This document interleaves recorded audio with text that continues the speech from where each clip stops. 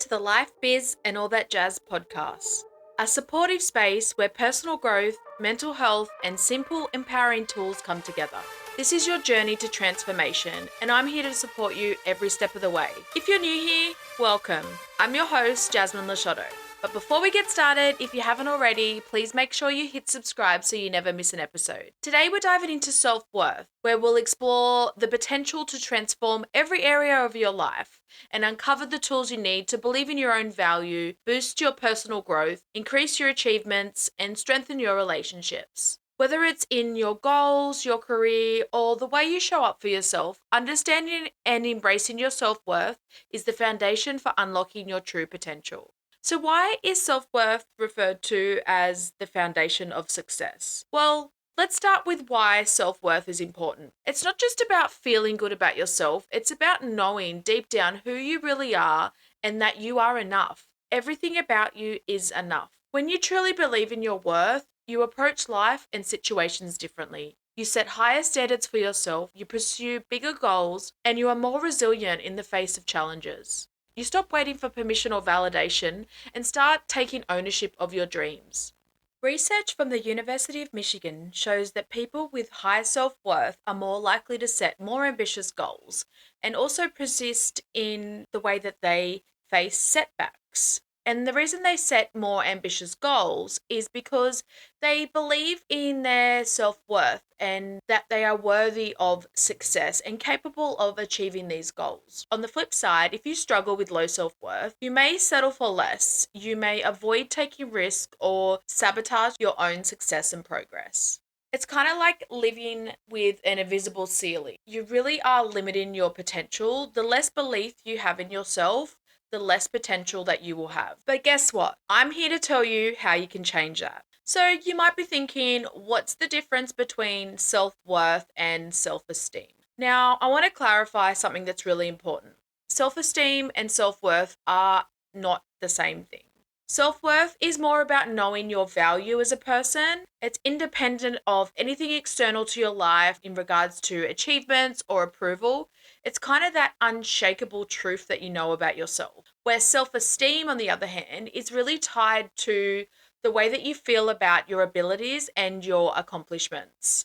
Just as an example here, you might have high self-esteem because you're really good at your job, but you have low self-worth and you might still feel unworthy in other areas of your life. So building your self-worth is really about creating a foundation that supports everything else. It's about knowing you are enough just the way you are. Let's have a bit of a chat about the signs of low self-worth. And the truth is, you might be struggling with it and not even realize it. There's a lot of things I might talk about now that you'll be thinking, oh, wow, that's actually how I think, or that's how I kind of look at things in certain situations. But recognizing your patterns is really the first step towards your change. And understanding and having that self-awareness is that one step forward that you need to really enhance your self-worth. So first up, settling for less is one of the biggest ones. This can show up in relationships, at work, or even just how you treat yourself. Often, if you are settling for less, it is a reflection of really not believing that you deserve more, and it's quietly telling you in your brain that, this is as good as it gets. Like, I don't deserve to get any better than this. Really, deep down, you kind of know you deserve better, but you just don't really know how to shift that.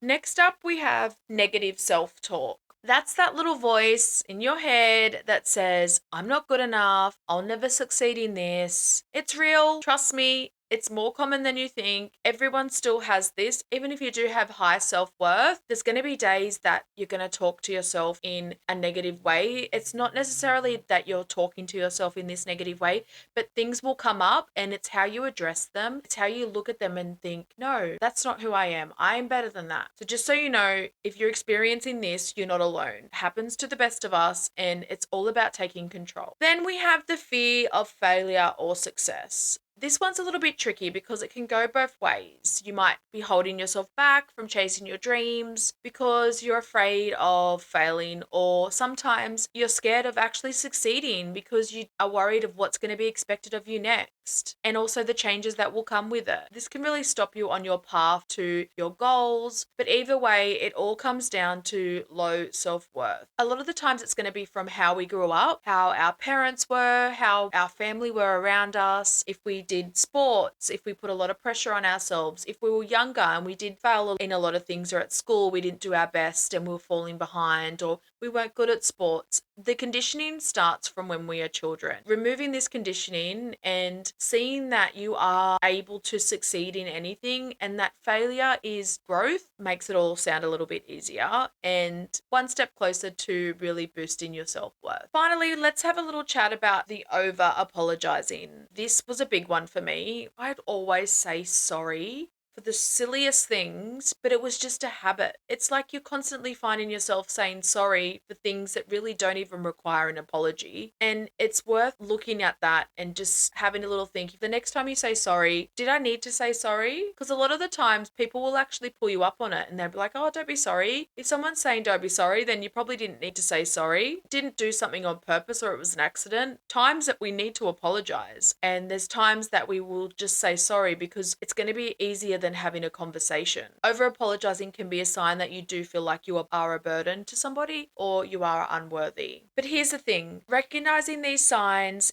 isn't about judgment or shame. It's about awareness. And awareness is the foundation for growth. You are not broken. You would just need to shift a few small habits and beliefs. And that doesn't mean there's anything wrong with you. It simply means that we just need to smooth out a few cracks so you can step into the best version of yourself. And remember, self-worth isn't about perfection, it's about progress. Pretty much everything in this podcast isn't about perfection, it's about progress. So every topic that I talk about, everything to do with your life, career, any aspect, it's all about progress, not perfection. So how does self-worth affect your goals and your ambitions? So in flow from last week's episode where we talked about goal setting, when you have a strong sense of self-worth, you're more likely to take bigger risks and go after what you really want. You find that you aren't as fearful or you don't doubt yourself as much, and that's not going to hold you back because don't really associate the value that's tied to the outcome, and you're really ready to get in there, take the risks.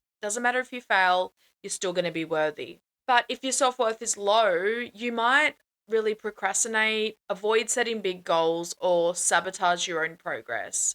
This can really keep you in that cycle of feeling stuck and frustrated, which I know we all relate to. And it's that breaking free from that cycle when you really start believing that you deserve success and that it's not just a theory, but you can actually put it into practice. The thing is, we're not going to be able to create progress without taking action. And that's what it's all about. It doesn't matter how small the action is. Progress comes from taking tiny little actions no matter the size. If you really want to build that self-worth, let's dive into some practical tips of how you can do that. Tip number 1 is just practicing self-compassion, just giving yourself grace. Really treat yourself with kindness, especially when it comes to making mistakes. Don't look at the mistake and think, oh, I'm stupid. I've done that again. Why did I do that? Like, it's not about the perfection. It's about learning and evolving and looking at mistakes as our lessons. Number 2 is setting healthy boundaries. And this is really about protecting your time and energy, saying no to things that really going to drain your energy and that don't align with your values, because boundaries are another act of self-respect, which will help with your self-worth. Number 3, celebrate your wins.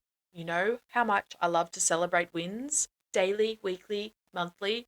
Any type of progress, anything exciting that you're doing and you've stuck to, any habits you're breaking, it's all worth celebrating. Every single day in life is worth celebrating. So really acknowledging your progress, no matter, again, how big or small it is, just every step of the way is worth celebrating. Number 4, positivity. Surrounding yourself with positivity positive people, positive followings on your social media. That's a really big one, because if you're constantly comparing yourself to people that you follow, I'm sorry, unfollow them or hide them. The more positivity you have around you, the more that your energy is going to feel less drained, the more you're going to be able to put into yourself, really shape that mindset. Number 5, daily affirmation. This comes down to reprogramming your subconscious mind and really repeating it constantly. Even if you want to write it in your journal or have something on your mirror, little post-it notes of things that really lift you up, such as like, I am worthy of love and success, or I deserve to achieve my dreams. You can really tailor this to suit you and your dreams and your goals, but just having little reminders wherever you can helps reinforce that positive belief over time. And these steps might seem simple or they might seem repetitive, basic in a way, but when they are practiced consistently, they can truly transform how you see yourself and just how you believe in your capability of achieving new things and just achieving success and really achieving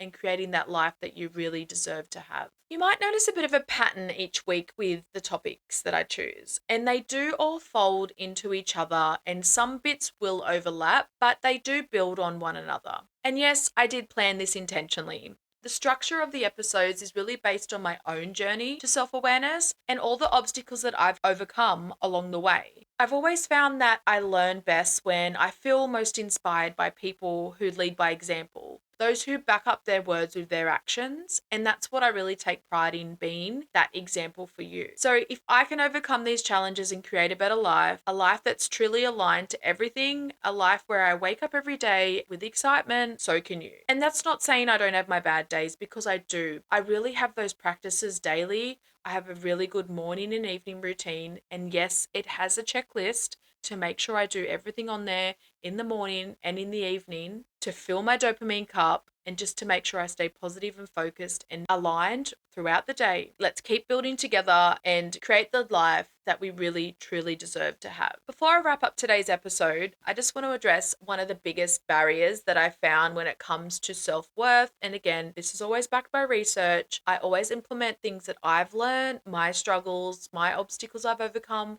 but I also do a lot of research, a lot of reading, just to make sure that what I'm talking about isn't just my point of view, it's a broader perspective. One of the biggest barriers I found is that the fear of rejection and failure is quite substantial when it comes to your self-worth. And rejection doesn't dull your value. It doesn't mean that you are any less valuable if you are rejected by a person, by a job, or, a situation. And failure doesn't define you. These are really external factors. And when you can really understand this and hold them externally to yourself and how you feel about yourself, and that they are not measures of your worth, that's when everything shifts. So science backs this up yet again. Research in Frontiers in Behavioral Neuroscience shows that rejection activates the same brain regions as physical pain, which is why it can feel really personal. It actually can hurt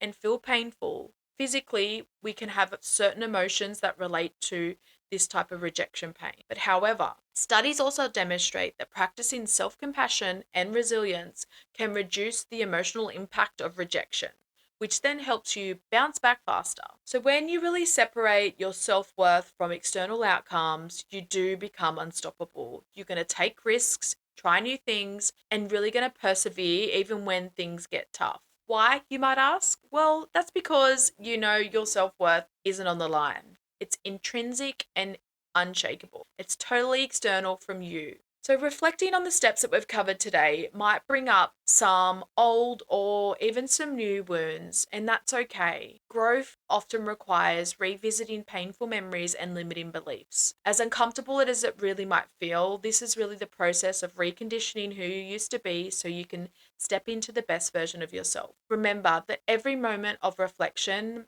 every uncomfortable situation is a step towards building a stronger, more aligned sense of self-worth. And also, you are not defined by your past. You're shaped by how you choose to learn from it. Keep going, and every single day you can rewrite your story. Thank you for joining me on this journey into self-worth. I hope today's episode has inspired you to start believing in your own value and taking steps to create a stronger sense of self-worth. If you enjoyed today's episode, I'd really love if you could leave a review. Your support really helps us reach people more organically and other people that really would like to hear these empowering messages. And if you haven't already, please hit subscribe. I wouldn't want you to miss any episodes. And if you're like me, I always hear a podcast. If I don't subscribe to it, I forget about it. If you're interested in more tips on self-worth and personal growth, make sure you follow me on social media. I'll link my Instagram in the show notes. And next week, we are going to be chatting about visualization. When you visualize your higher self, the version of who you really want to be, you're really training your mind to believe in your potential. So it's quite exciting. It's not woo-woo-y. It's very science-based. It's very factual. But until next time, take care of yourself and remember, you are enough exactly as you are. Keep believing in yourself and don't forget, it's all about progress, not perfection.